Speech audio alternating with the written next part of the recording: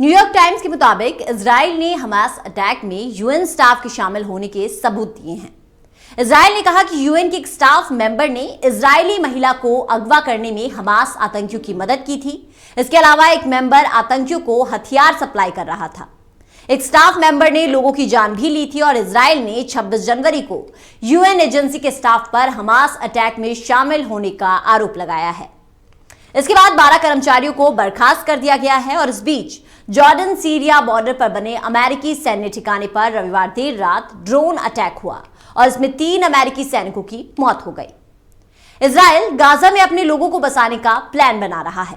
Times of Israel की report के मुताबिक 12 मंत्रियों का कहना है कि जंग के बाद गाजा में नई बस्तियां बनाई जाएं और इनमें इजरायली नागरिकों को बसाया जाए। रिपोर्ट में कहा गया है कि यहूदी सेटलर्स अब गाजा बॉर्डर के पास पहुंचने लगे हैं। सेटलर्स वो यहूदी हैं जिन्हें इजराइल की सरकार फिलिस्तीनी इलाकों में बसाती है। 27 जनवरी को कुछ सेटलर्स ने 2 इजरायली बच्चों को देश का झंडा थमाकर गाजा बॉर्डर के नीचे से गाजा पट्टी की तरफ भेज दिया। और वहीं यूएन स्टाफ पर लगे आरोपों के बाद 9 देशों ने यूएन एजेंसी को दी जाने वाली फंडिंग रोक दी।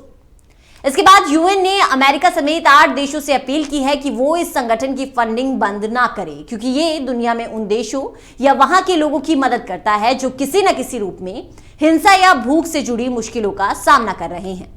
दूसरी तरफ फ्रांस की राजधानी पेरिस में एक अहम बातचीत शुरू हुई है। इसमें इजराइल और हमास के बीच सीज फायर कराने के अलावा होस्टेज डील पर विचार किया जाएगा। इन आरोपों के बाद विभिन्न देशों द्वारा फंडिंग रोकने के बाद गाजा वासी यूएनआरडब्ल्यू सहायता को लेकर चिंतित है। आइए सुनते हैं किसने क्या कहा। वहीं आपको बता दें कि यूएन चीफ एंटोनियो गुटेरेस ने भी अपील की है। उन्होंने कहा है कि हमें अपने 12 कर्मचारियों के खिलाफ शिकायत और सबूत मिले थे। इसके बाद तेजी से एक्शन लिया गया और 9 कर्मचारियों को हटा दिया गया। ये सभी UN relief and work agency यानी यूएआरडब्ल्यू से जुड़े थे। इन पर आरोप थे कि इजराइल में 7 अक्टूबर 2023 को हुए हमलों में इनकी भी भूमिका थी और इन लोगों ने इन हमलों में हिस्सा लिया था। अब तक इजराइल और यूएन दोनों ने ही इन कर्मचारियों और इनके रोल की डिटेल्स पब्लिक नहीं की है। गुटेरेस के मुताबिक अगर हमें अगले महीने के लिए फंड्स नहीं मिले तो गाजा में रहने वाले करीब 20 लाख लोगों को खाना और पीने का पानी तक नहीं भेजा जा सकेगा। जिन लोगों के इन हमलों में शामिल होने का आरोप है उनमें से एक की मौत हो चुकी है। यूएनआरडब्ल्यू के चीफ फिलिप लजारिनी ने कहा कि एजेंसी की साख को बचाने के लिए सभी आरोपियों को बर्खास्त करने का फैसला किया गया। इस एजेंसी को 1948 में उन फिलिस्तीनियों को राहत पहुंचाने के लिए बनाया गया था जो इजरायली कब्जे में बेघर हो गए थे। फिलहाल ये agency Gaza, West Bank, Syria, Jordan और लेबनान में 60 लाख लोगों की मदद कर रही है।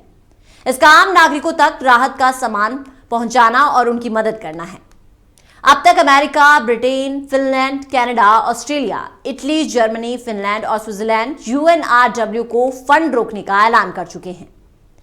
यूएनआरडब्ल्यू को गाजा में लगभग 20 लाख लोगों के लिए जीवन रेखा माना जाता है और इसकी स्थापना 1949 में उन हजारों फिलिस्तीनियों की सेवा के लिए की गई थी जिन्हें यहूदी लड़ाकों ने उन क्षेत्रों से जातीय रूप से उनके घरों से निकाल दिया था, जो वर्तमान में इजराइल का हिस्सा है।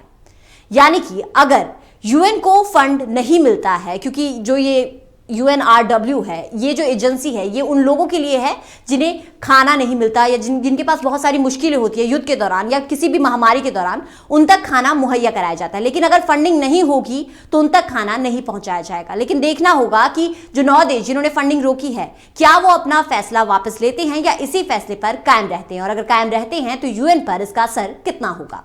तो फिलहाल डिकोड द कोड में आज के लिए इतना है। इसके साथ ही मुझे दीजिए इजाजत और आप हमें अपना फीडबैक info@justbroadcasting.com पर मेल भेज कर देना ना भूलें। नमस्कार।